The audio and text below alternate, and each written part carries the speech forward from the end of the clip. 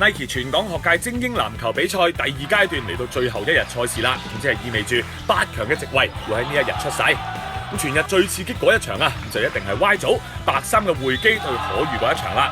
賽前兩隊都係輸咗俾英華㗎，今場贏嗰隊就代表出線啦。咁講翻啲資料先，學界分區賽咧就係以地區同埋實力去分組嘅，咁就以 Division 1即係第一組嘅實力就最高。而匯基就係以 Division 3九龍1區嘅 A Grade 冠軍身份攞到精英賽嘅參賽資格，而對手可遇啊就係連續3年荃灣及離島區冠軍，咁賽前可遇被睇高一線嘅，咁但係打落匯基咧喺組段有優勢添，咁之後被追翻，兩隊係一直咬住嘅，咁所以話精英賽係集晒各區嘅冠軍喺一齊，不論組別高低都有機會打過先知㗎。咁最後13秒，兩隊打成48平手，控球權喺匯基手上。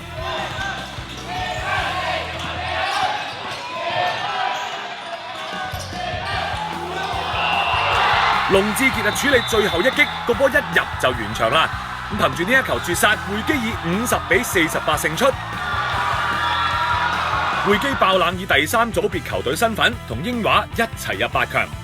我覺得呢個賽制可以幫到我哋 D3 嘅球隊嘅，因為首先就算打一場對到 D1 嘅球隊啦，可能輸咗，但我哋有一場機會可以翻身，可以出線打到更加高嘅層次啦。前幾屆賽事啦，可能賽制唔一樣，但係都未試過有 D3 嘅球隊可以入到一個咁遠嘅階段啦，所以我覺得我哋都算係一啲合馬。其實今年嘅賽制咧就用咗循環，即係咁樣打咧。首先我哋參加呢個比賽嘅時候咧，都覺得係唔係一場就走，可能至少打2-3場咧，嗰個心情啊或者個預備咧都會充足啲嘅。我哋呢2-3年其實都好刻苦咁樣去練習啦。